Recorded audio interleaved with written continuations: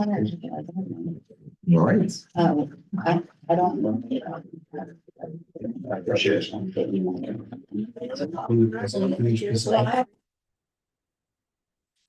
There we go. It's great. All right, welcome everybody. My name is Darius Shonafar. I am the treasurer and chair of the IDA Finance Committee. Calls meeting to order. Our first order of business. We have a forum here today with myself, Leah, and Lucas Staubach, members of the Finance Committee, as well as board member John Maxwell. Our first order of business, as usual, is I call for a motion to waive the reading of the minutes and approve them as presented. Make a motion.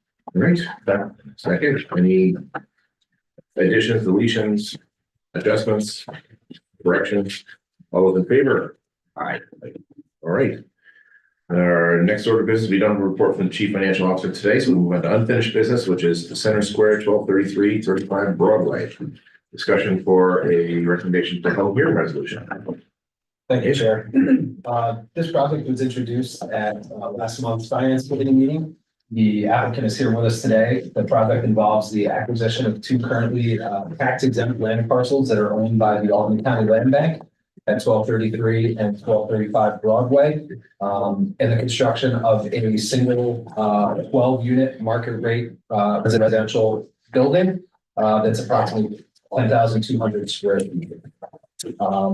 So just going to run through our project summary. The revenue gain to taxing jurisdictions is pretty dramatic in the delta there, considering it is owned by the land bank and assessed at a very low value. So that net benefit over the course of the proposed 20-year pilot is approximately $477,000.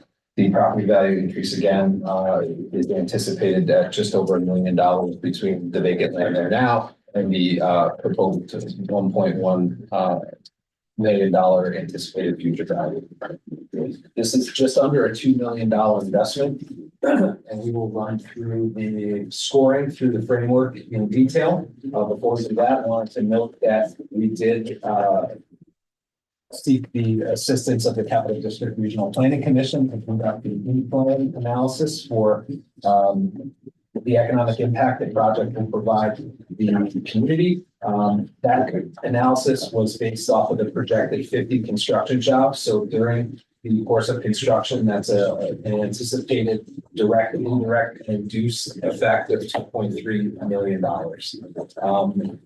We will jump into executive session to discuss in deeper detail the finances, but the assistance being requested today is for mortgage recording tax exemption, sales tax exemption, and also real property tax abatements. The request is in line with a pre-approved schedule that the project evaluation and assistance framework had provided for projects assessed at the value that this project is, which up into that. Just before that, I wanted to run through the framework score. As we know, the framework is currently being refreshed. We're taking that back up next month. The project under revitalization received a point for being an additional census tract and an additional point for a high vacancy census tract. It receives a point for being tax exempt, as we noted, the property is currently owned by the Albany County Land Bank. And we also received a point for community catalyst. We did confirm that this project includes multiple Albany 2030 strategic initiatives, including vacant property reuse, promotion of multimodal transportation, and a handful of others. And the final point is for the estimated construction jobs. There is 50, this says 25, that's an error by me, it's updated, apologies for that. We circulate that next month to that higher numbers. That's still a point going from 25 to 50. You will note that this is a significantly lower score than what the framework had provided for in terms of eligibility. This is 5 points. The framework had provided for 10. Again, the framework is offline.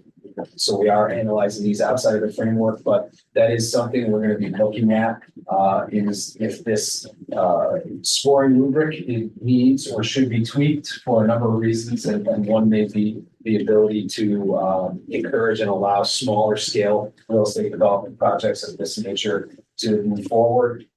Some of the restrictions that wouldn't have applied to this project that would have made them ineligible for assistance through the framework would be if they were also available, what's the word I'm looking for there? If they're also eligible for the 485A, which they're not because it's new construction, historic tax credits, they are not eligible for those since this is new construction as well. So this is interesting, and we would hope and expect to see some projects of this size and type moving forward. So we discuss that at a future governance meeting.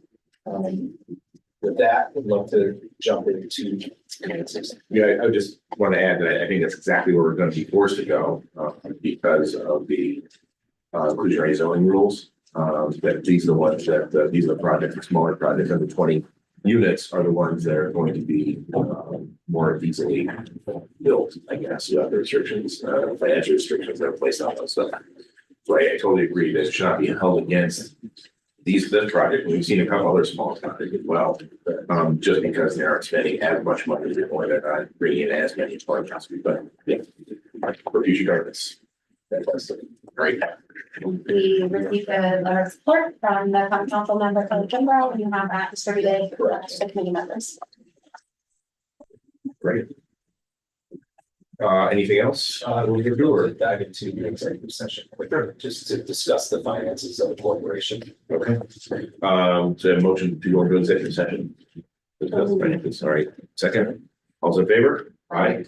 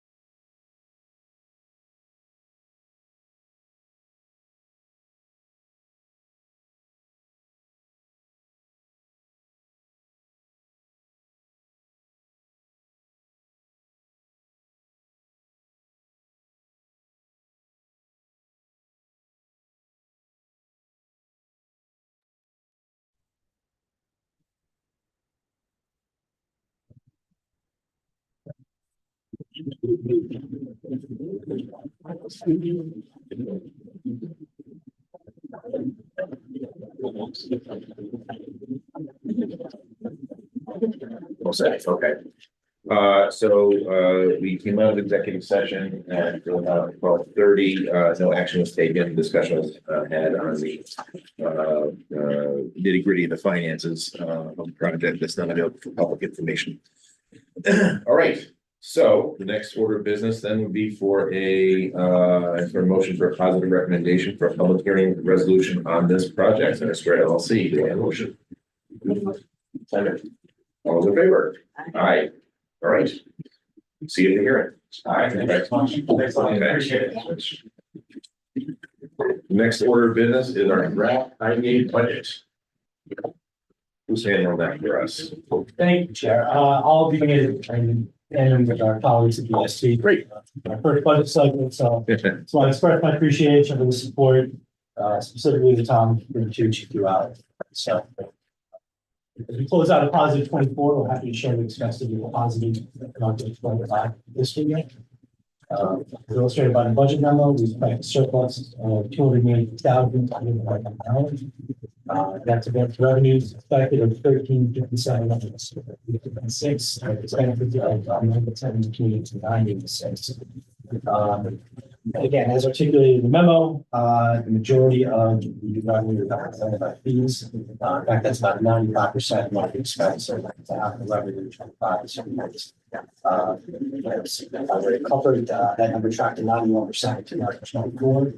So we are directionally correct. We have budgeted for nominal increases in expenses. We've actually covered us to approximately 3.4% year on year. So again, primarily this is due to an increase in project volume, but we offset that with nominal increase in fees. So again, we're left with $283,880 on it. Once again, before strategic activities, expected $50,000. So you're left with $233,880 instead of positive. Tom, can you potentially speak to the change in GASB that's driving that single biggest difference year over year? When we completed the budget last year, we only had the lease expense for the lease of the Albany Community Center in there for the cash basis of it. There was an accounting change last year that was adopted that makes us realize, interest and amortization on that loan to the end of it, which is 99-year loan. So this year, you're going to see the expense is probably about $70,000 comparative to 40, which really the net cash going out our door is 42 that we paid to them. The rest is all amortization and interest expense that is required by, the higher ups in the accounting work. So we changed the accounting conventions that we recognize that the budget reflects that. All in all, at the end of the year, we expect to have almost a 4-year cash surplus increase total, represented by $4,141,378. So again, a positive productive year, resulting in a positive budget out. So again, thanks to Tom and EST for helping us put this together. We can take questions if anyone wants to go down with any details, categories, questions, or how we came up with this. Happy to respond. Just the estimated closings for 2025. This is what is likely coming through the pipeline. That we're confident on it. Okay. Yeah, there are a handful of projects we are aware of that have intimated the intention to apply for either 4% or 9% tax credits. We anticipate reasonably that they will. It's just sometimes that process, both the application and approval process, can take multiple years, as we've seen in a couple of recent projects that have been in the hopper for 3 or 4 years. So we tried to project this as confidently and as cautiously as possible with the anticipated fees for next year. What's Northgate Landing? That is the 500 Northern Boulevard project that was approved this past January. Is that the old red roof in? Correct. Okay. Or red something in, carpet in. Correct. We've been in communication with them and in trying to gauge their closing timing with HCR. we thought it was prudent to push them into 2025. We may see them in here in January requesting an extension just because of just that. So FYI. So they're all LIHTC projects with the exception of 1233 Broadway. Or 1233, what we just, Correct. yeah, okay, yeah. Correct. Which is a smaller project. Okay. Alrighty. To be clear, we do not have any market rate multifamily commercial projects that are in our pipeline that we're aware of that are anywhere outside of the idea or planning stage. Thank you. I admitted that from my observation. I was going around it more obliquely. All right. Yeah. Any other questions? Anybody have anything, comments? What's the Tamarack? No, 2024 bills. That was a fee that was received from an entity. I can get back to you on that, but it was an applicant who owns multiple LLCs, and that happened to be where the check was cut from. But we will get back to you on that. It's exactly who that ties to. I'll recognize that.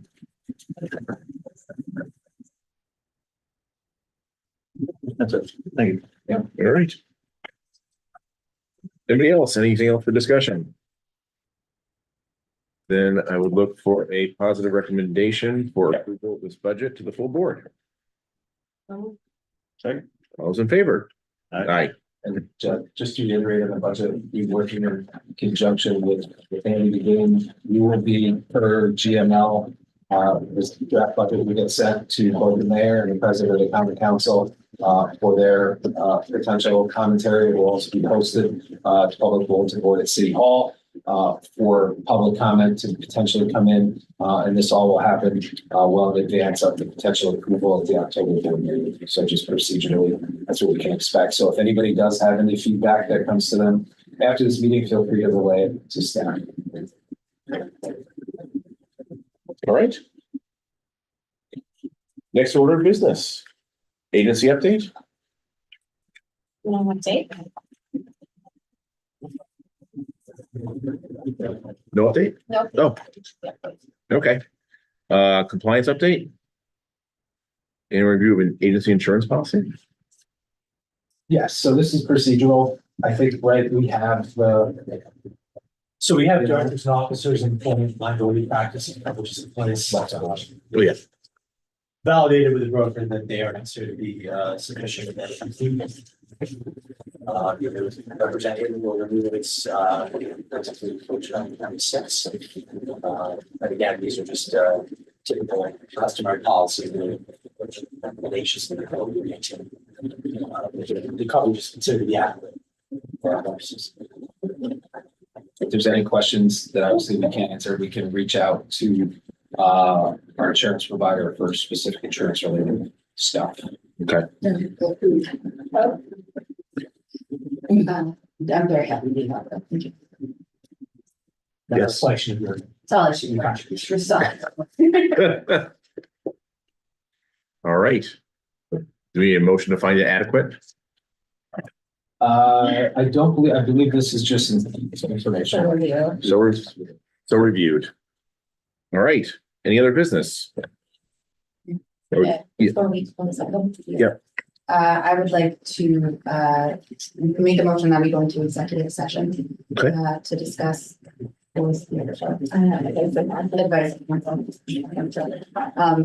So may I get a motion? Or you're in charge, sorry. I will make that motion. Lee will second. All right.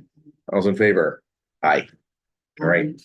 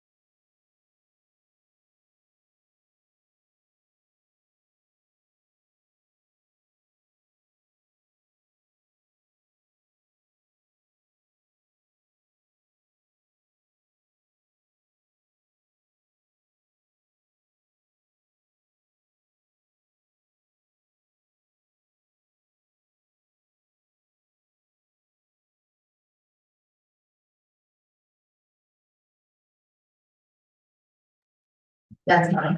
All right, we're all set. All right.